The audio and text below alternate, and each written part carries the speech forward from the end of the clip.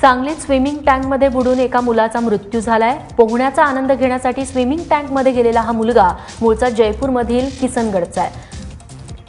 भगवान सहाय सुवाला कुमावत असं या मुलाचं नाव आहे।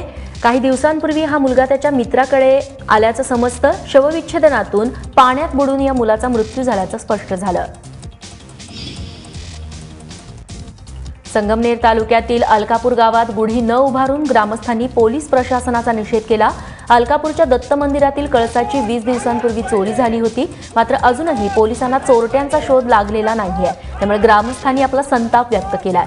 अलकापूर येथील प्रसिद्ध दत्त मंदिराच्या 51 तोळे सोन्याच्या कळसापैकी 20 तोळे सोन्याच्या कळसाची 7 मार्चला चोरी झाली होती। आंबेडकरी चळवळीचे ज्येष्ठ विचारवंत डॉक्टर कृष्णा किरवले यांच्या हत्येप्रकरणी तपास भरकटल्याचा निषेध करत आरपीआयनं बोंबाबोंब आंदोलन केलं।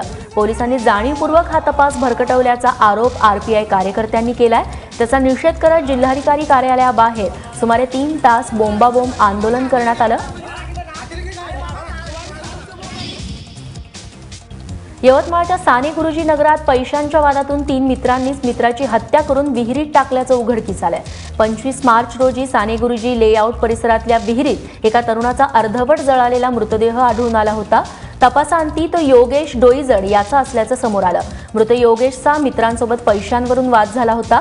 त्या वादातून योगेशची डोक्यावरती लोखंडी रॉडनं वार करून हत्या करण्यात आली। याबाबत वाच्यता होऊ नये यासाठी जंगलात नेऊन हा मृतदेह जाळण्यात आला आणि अखेर तो विहिरीत टाकण्यात आला। पंढरपुरात सिंहगड संस्थेनं आंतरराष्ट्रीय सोलर कार स्पर्धेचं आयोजन केलं। या स्पर्धेत 14 संघ सामील झाले होते। विशेष म्हणजे आफ्रिका खंडातील रवांडा देशातील टीमचा देखील या स्पर्धेत सहभाग होता। वेगवेगळ्या देशातून 41 संघांनी यासाठी नोंदणी केली होती, मात्र या कालावधीमध्ये केवळ 14 संघांच्या कार पात्र होऊन दाखल झाल्या।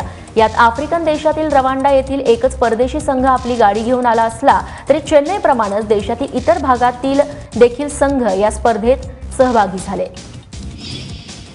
अहमदनगरमधील प्रतीक नागरगोजे या 7 वर्षांच्या चिमुरड्यानं भीमपराक्रम केलाय। 1 मिनिटात तब्बल 240 वेळा दोरीवरच्या उड्या प्रतीकनं मारल्यात। वर्ल्ड रेकॉर्ड इंडियाने प्रतीकच्या विक्रमाची दखल घेतली आहे। राष्ट्रीय पातळीवरती विक्रम रचल्यानंतर आता प्रतीकला गिनीज बुक ऑफ वर्ल्ड रेकॉर्डमध्ये नाव नोंदवण्याचा ध्यास लागलाय।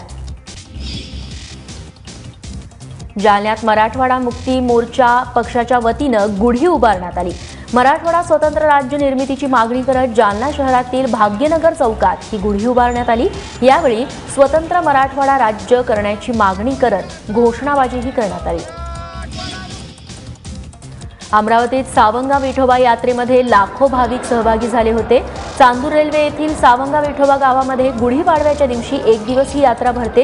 या यात्रेत कापूर जाळून पूजा केली जाते। या ठिकाणी कृष्णाजी महाराजांची समाधी आहे। या समाधीजवळच 73 फूट उंचीचे 2 खांब आहेत। या खांबाला वेळी खोळ चढवण्यात येते। ही खोळ एकच व्यक्ती चढवत असल्यानं त्याचा थरार बघण्यासाठी भाविक मोठी गर्दी करतात।